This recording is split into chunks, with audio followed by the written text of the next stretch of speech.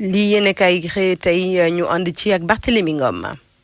dal leen jàmm Khalifa Sall démb ca Touba daanaka yéenekaay yu bëri moom la ñu xëyee ni ki tey jii yéenekaay bi di Les Échos ne def na fa ay révélation yu jéggi dayoo moom mi fi ne woon meeru Dakar nee na dafa bañoon a génn kaso bi waaye dañu ko forcé ak ay bagaasam génnee ko ci biti la waral mu bañoon a génn kaso moom Khalifa Sall ne mosuta sàkk mukk ñu may ko grâce ba tey ci biir yéenekaay bi di Les Échos Khalifa Sall ne di dafay wone rek ne deal moom moo amoon te deal bi la ko waraloon moo di ne moom Khalifa Sall dañ ko proposé woon benn marché boo xamante ni mosu ko nangu waaye ci biir yéenekaay bi di L'As Quotidien nee na fàtti na lépp li xew daal mu ngi ci gannaawam dogalu yàlla la woon te noonee la ko nangoo bu ñu sukkandikoo ci ay kàdduy Khalifa Sall ci biir yéenekaay bi di L'Observateur ba tey ci biir yéenekaay bi Khalifa Sall ne mu ngi sant yàlla ndax nee na loolu destin la woon te noonee la ko jëlee Khalifa Sall ne page boobu tourné na ko ci biir Vox Populi mu ne avenir am la nekk di xool ci jamono jile nee na li am solo mu ngi suñu kanam ci jumaayu Masalikul Jinaan bi ñu doon dalloo fekk mu nekk ca kaso ba Khalifa Sall ne rafetlu na ko nee na sax bi mu nekkee kaso jot na ci defab étude daal di méngale Masalikul Jinaan ak keneen bu El Hadj Malick Sy Coran bi ak Bible bi lii la wax sama naataango yéenekaay bi di Les Échos mi topp ay tànkam fële ca Touba ñu des foofule ca Touba ak màggal bi nga xamante ni ñu ngi koy waajal yéenekaay bi di L'Observateur xibaar ne cantakun yi ci xaajaloo la ñuy célébrer màggal bi waaye nag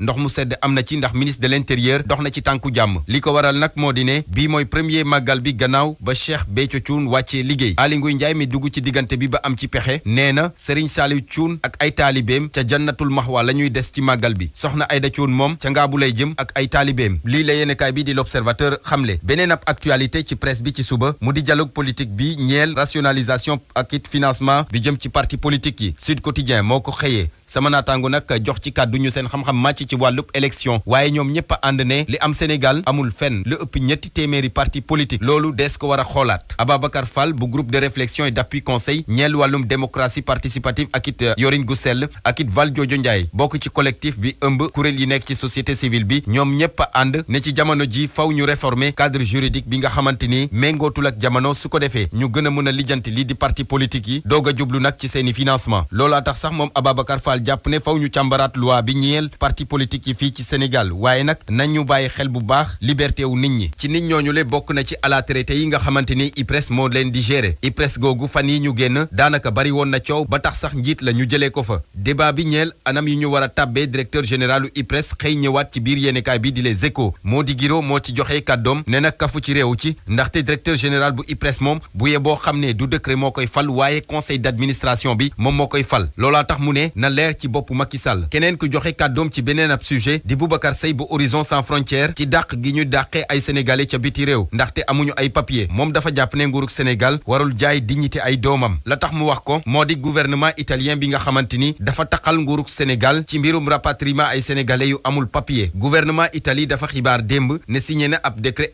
interministériel su ko defee mu wàññi séjour ñi nga xamante ni amuñu kayit foofule ca Italie mu dib xibaar boo xamante ni tiis na lool communauté sénégalaise ga nekk ca Italie bu ñu sukkandikoo ci yéenekaay bi di L'Observateur ñu tàbbi ci yéenekaay bi di Quotidien mi xëyee plan de guerre bu Afrique sowu jant jëmee ci wàllum terrorisme guerre nag bu ñu ko waxee waxi koppar CEDEAO ne dana mobiliser lu toll ci juróom benn téeméeri milliards ci suñu koppar UEMOA ne ñetti téeméeri milliards lay joxe ci xayma mu di juróom-ñeenti téeméeri milliards yoo xamante ni war nañu ko mobiliser ngir xeex wàllub terrorisme loolaa tax sax sama naataango jàppee ko ab jihad waaye nag défi yi bari na yi ci gën a fës moo di wàllu formation bi ak wàllum renseignement bi ñii ñoom ñu ngi woon ci toolu xare mu di ñetti sénégalais yi nga xamante ni ñoom ñoo génn àdduna gannaaw ba seen hélicoptère bi daanoo fële ca Centrafrique état bu Sénégal nag delloo na leen njukkal ni ki démb bu nu sukkandikoo ci yéenekaay bi di Soleil cérémonie bi démb la woon ci njiital président de la République mu daal di leen sax décoré ñoom ñi ñàkk seen bakkan ci toolu xare ñu jeexale tàggat yaram ak source a mi xëy jox kàddu premier tigre de Fass mu di Mbaye Guèye muy wax ay dëggam ci làmb ji nee na diggante seen génération ak génération bi am jamono ji ci làmb ji wuute na lool ndaxte ñoom ñoo gënoon a technique ba pare it ñoom ñoo gënoon a ñeme moom Mbaye Guèye nee na copinage bi ci arène bi dafa war a dakk ndaxte dafay yàq combat yi mu wëlbateku nag daal di proposer ay combat yoo xamante ni mën na neex amateurs yi ba pare dekkilaat làmb ji mu di Ama Baldé Boy Niang wala boog Balla Gaye 2 ak Lac de Guiers 2 waaye nag nee na ñaar ñii moom di Balla Gaye 2 ak Lac de Guiers 2 mën nañu bëre te du yàq dara ci seen diggante yendoog jàmm